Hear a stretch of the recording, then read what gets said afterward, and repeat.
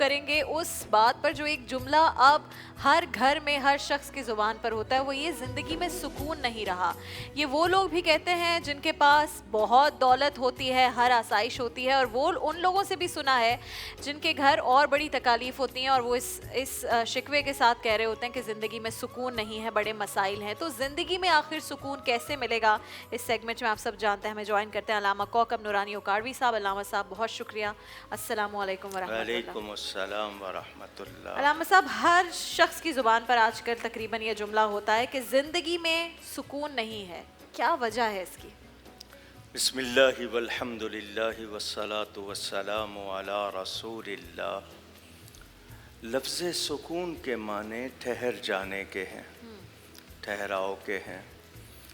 تو وہ جو علامہ اقبال نے کہا، ثبات ایک تغیر کو ہے زمانے میں، سکون محال ہے قدرت کے کارخانے میں۔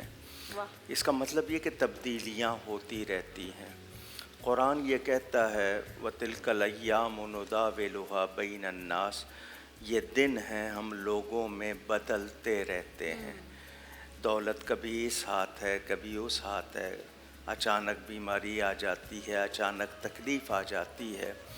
کچھ تکلیفیں ہوتی ہیں آپ کا درجہ بڑھانے کے لیے، اچھا، کچھ تکلیفیں ہوتی ہیں آپ کو وارن کرنے کے لیے، انتباہ کے سنبھل جاؤ، کچھ تکلیفیں ہوتی ہیں امتحان کے لیے، اور کبھی کبھی وہ جو کہتے ہیں کہ ہمارے اپنے اعمال کا نتیجہ، مکافات عمل کہہ لیں یا جو بھی اس کو ہم نام دیتے ہیں۔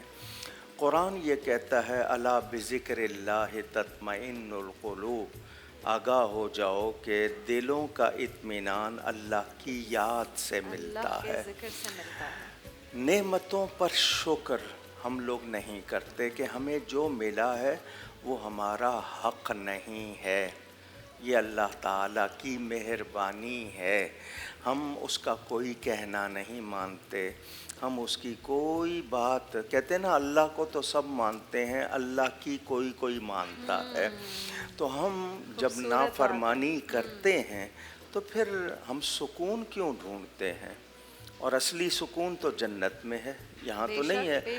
تو دنیا میں اللہ نے رزق کا وعدہ کر لیا ہے، جس کا وعدہ ہے مجھے اس پہ یقین نہیں، اور جس کا وعدہ نہیں ہے اس کے لیے میری کوئی تیاری نہیں ہے۔ تو ناسمجھی ہماری طرف سے ہے، کوتاہی ہماری طرف سے۔ ایک واقعہ مولانا روم رحمۃ اللہ علیہ نے لکھا، ایک خاتون تھی، اس کے 20 بیٹے تھے۔ اچھا، جو بھی بیٹا 19 برس کی عمر کو پہنچ جاتا وہ وفات پا جاتا۔ اللہ اکبر۔ اس کے 19 بیٹے وفات پا چکے تھے اور آخری جو تھا وہ ہچکیاں لے رہا تھا۔ تو وہ اس کے سرانے بیٹھی ہوئی کہ یہ بھی اب جا رہا ہے۔ اس پہ اونگ طاری ہو گئی تو اس نے دیکھا کہ وہ 20 کے 20 جنت میں بیٹھے ہوئے ہیں، اچھا، مزے کر رہے ہیں۔ تو وہ کہنے لگی میں تمہارے لیے رو رہی ہوں، پریشان ہو رہی ہوں، اور تم مزے کر رہے ہو۔ تو اس نے، بچوں نے کہا اماں ہم یہاں بہت خوش ہیں، ہمیں بڑی راحتیں ہیں۔ اس خاتون کو کہا گیا یہ جو تو نے منظر دیکھا ہے یہ درجہ تجھے کسی عمل سے نہیں ملنا تھا، یہ تجھے تکلیف دے کر یہ درجہ دیا گیا ہے۔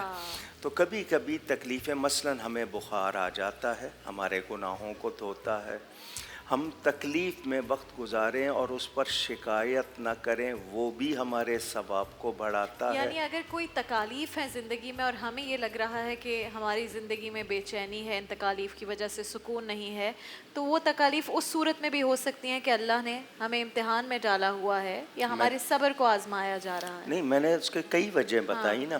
اب مثال کے طور پر بہت سے ہستیاں ہیں جو گناہوں کا تصور بھی نہیں، ان کے ساتھ کیسی کیسی تکلیفیں آئیں، بالکل ایسی بات ہے۔ تو ان کو اللہ نے شان بڑھانے کے لیے وہ کچھ دیا۔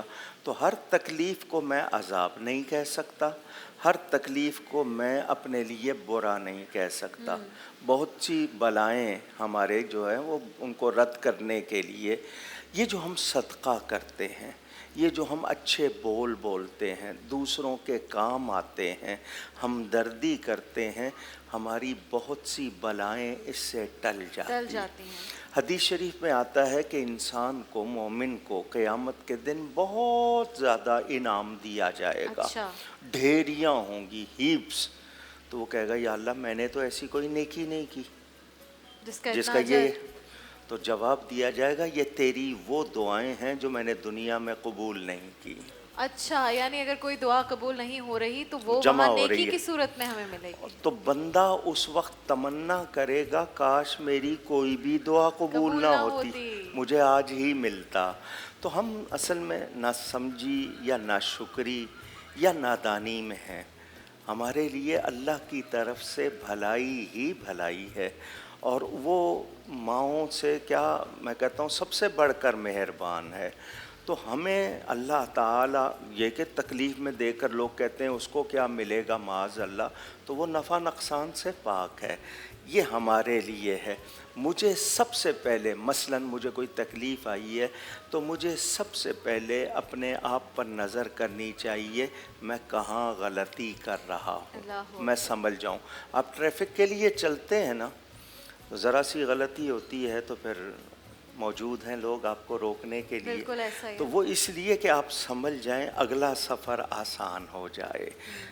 تو یہ بھی اسی طرح ہیں، وہ کہتے ہیں نا کہ ہر چیز کے لیے کوئی نہ کوئی وارننگ ہوتی ہے، تو یہ علامہ وارننگ صاحب یہ کیسے پہچانا جائے؟ ایک بڑا اس طرح سے میں آپ سے سوال کر رہی ہوں کہ اگر کوئی تکلیف آتی ہے ہم پر تو یہ کیسے پہچانے کہ یہ آزمائش ہے یا سزا ہے؟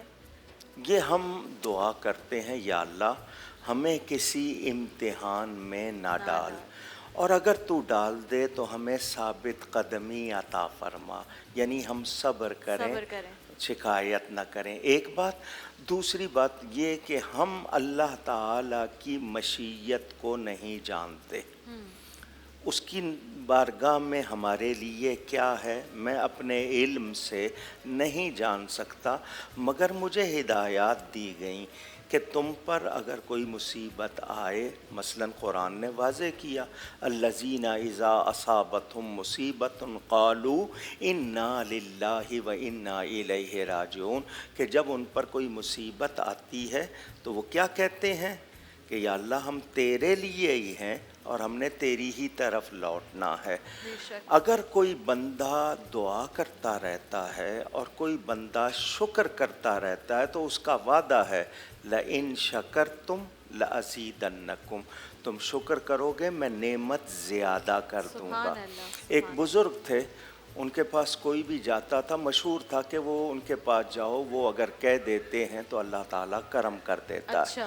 تو وہ دیہاتی انداز تھا ان کا، کوئی آتا تھا وہ پوچھتے تھے سائیں خیر ہے، ان کا یہ جملہ تھا۔ تو اگلا کہتا تھا خیر ہے، تو فرمایا جاؤ خیر ہو جائے گی، تو اس کی خیر ہو جاتی تھی۔ ایک صاحب چلے گئے، ان سے بھی انہوں نے یہی پوچھا سائیں خیر ہے، انہوں نے کہا جی خیر ہوتی تو یہاں کیوں آتا، خیر ہی تو نہیں ہے۔ وہ پھر اپنا تسبیح پڑھنے لگ گئے، دیکھا بندہ بیٹھا ہے، پھر پوچھا سائیں خیر ہے، اس نے پھر شکایت کی۔